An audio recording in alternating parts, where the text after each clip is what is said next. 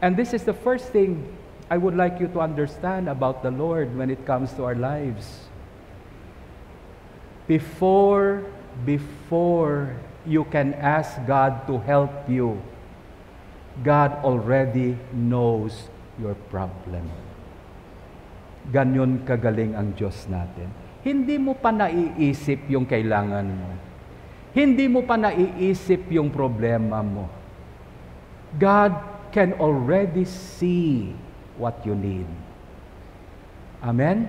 That's the first thing you realize. When He saw the multitude coming, Jesus already knew the problem that they're going to face. Alam na ni Jesus. Ang tanong ngayon, tayo ba? Are we aware? Are we aware that even before we could pray, God already knows what your problem is? He knows your problem more than you do. Mas alam pa ng Diyos ang problema mo than you yourself. God knows your problem inside and out. On all angles, nakikita ng Diyos ang problema mo at alam na alam ng Diyos kung anong problema na yan. Tayo minsan, hindi natin alam talaga kung anong problema natin because we look at things one-sided only. But God, He can see everything in your life and He knows every detail of your problem. Lahat ng detalye ng problema mo, mas alam ng Diyos. That's the first lesson.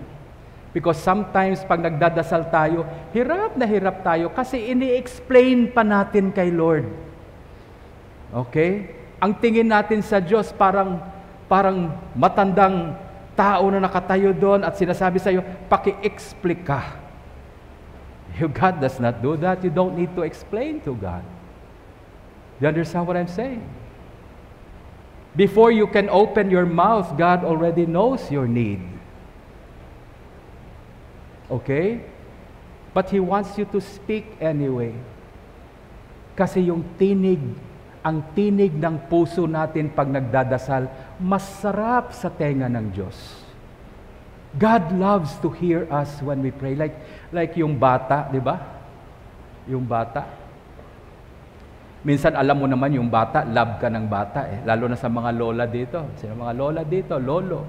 Alam nyo na, your grandchildren loves you. Mahal na mahal kayo ng mga apo nyo. Pero masarap pa rin na naririnig mong sabihin ng apo mo, I love you, Lola. Diba? It's still so good to hear that. Pero alam mo na yan. Alam mo nang mahal ka ng apo mo. It's the same thing with God. God already knows what you need. God already can see what the problem is you're facing. But still God wants to listen to you when you ask for help. Because He loves to hear you when you pray. But do not be worried about baka hindi ko ma-explain talaga yung problema ko kay Lord. Kaya siguro hindi ako natutulungan ng Diyos kasi hindi ako magaling magsalita, hindi ako magaling ma-explain. Don't worry about explaining yourself too much to God because God already knows the problem. Amen? So that's the first thing we need to understand. When you approach God and you have God in your life, there is no problem in your life that God doesn't know about. Amen? Now, the second thing, nung nakita niya na yung multitude and He already saw the problem, the scripture says that Jesus had compassion on them. Yeah?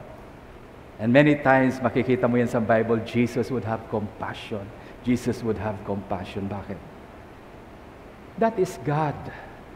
What you see in Jesus speaks exactly of who God is.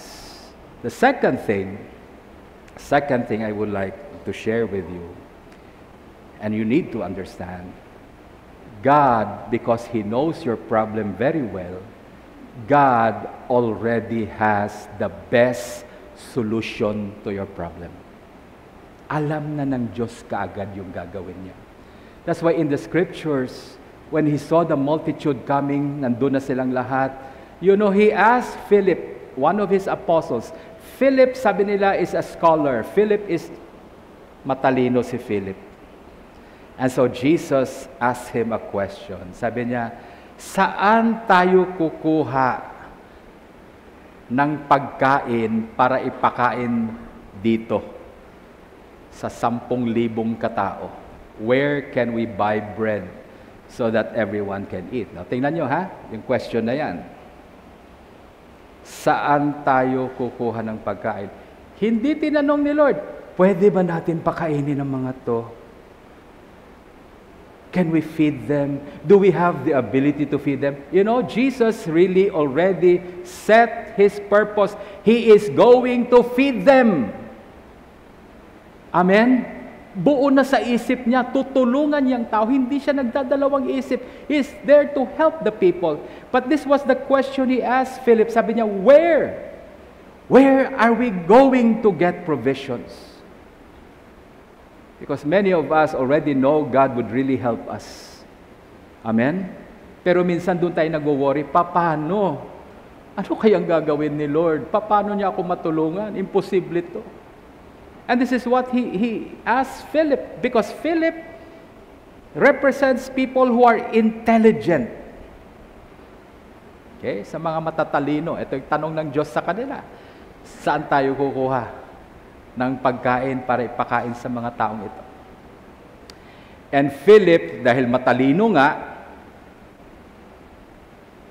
nag-calculate kaagad siya. Ganyan yung mga matatalino, no? Talagang ina-analyze kaagad. So, kinompute niya sa calculator ng utak. He started to compute. So sabi ni Philip, you know, 6 na buwan na sweldo, hindi sapat na kumain ang mga to kahit nakapiranggot na tinapay. 6 months of wages is not enough to feed. And Andrew responded, sabi ni Andrew, Lord, merong bata dito, may 5 pirasong tinapay at 2 isda. Ibig sabihin sa kadami-dami ng tao na yon, yung bata lang ang nagbaon. 5,000, 12,000 people, only a child brought provision for himself. It simply shows us that sometimes insignificant people are the most important people when it comes to the work of God. Every problem, every detail of your life, God knows it. Your insecurities, yung takot, yung worry natin, alam na ng Diyos yan.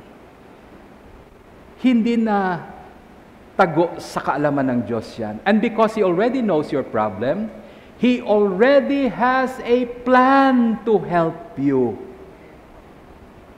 And nandito tayo, nagsusunog kilay, gabi-gabi hindi makatulog, kinikwenta mo pa rin kung paano mo isolve ang problema mo, how you will solve your problem. As long as you keep the problem to your heart, it will be your problem. But the moment, pag hindi mo kayang problema mo, ibigay mo kay Lord. Ba't mo kinikwenta yan? Bakit mo pinag-iisipan yan? Sabihin mo na kagad sa Diyos, hindi ko kaya to. Lord, hindi ko kaya to. Ibibigay ko talaga sa iyo tong problema na to.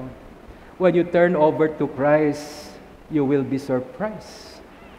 Our second reading, ang unang part ng second reading natin, sinabi niyo nun, God can do more than what you can ask or imagine. Anong pwedeng hingiin mo sa Diyos? Anong pwedeng hingiin mo sa Diyos? Eto lang, etong kaya mong hingiin sa Diyos. Ang Diyos kayang sagutin yan, sobra pa sa hinihingi mo. God has the ability to do that. It's the third thing we have to understand. God will always test your heart. Ayaw natin ng test. Mga estudyante, sino sa inyo nag-i-enjoy sa exam? O isang bata lang. Sige, sa Lunes, pagpasok mo, sasabihin ko sa teacher mo, magbigay ng exam sa'yo kaagad. Okay? We don't like tests. We don't like the exam. Paano ka maging grade 2 kung grade 1 ka kung walang exam? Paano ka aakyat sa high school kung hindi ka dumaan sa exam? All of us, before we receive the blessing of God, will be tested. But the scripture says, do not worry about the test, for God does not test us beyond our capacity. The test is there to challenge your mind to think. Ang gusto kasi ng Diyos na ginagamit natin to, mga kapatid. Amen? Amen.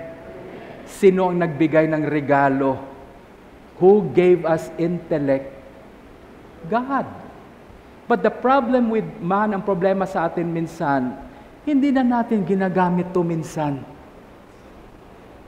Umaasa na lang tayo sa iba. Umaasa tayo sa circumstansya. We do not use this coconut. Amen? That's why God would test. He asked Philip, he asked Andrew, nagtanong siya, para ano?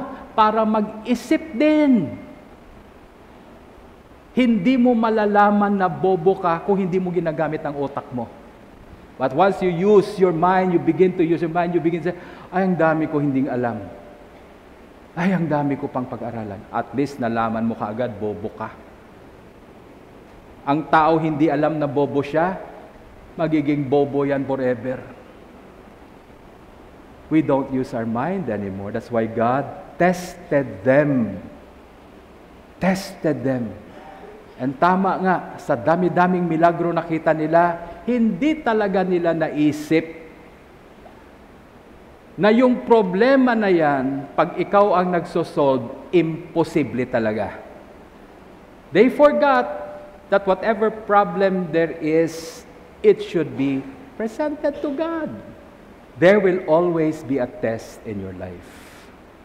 And every time God tests you, remember this, when testings and trials come into your life, it's because God would like to bless you.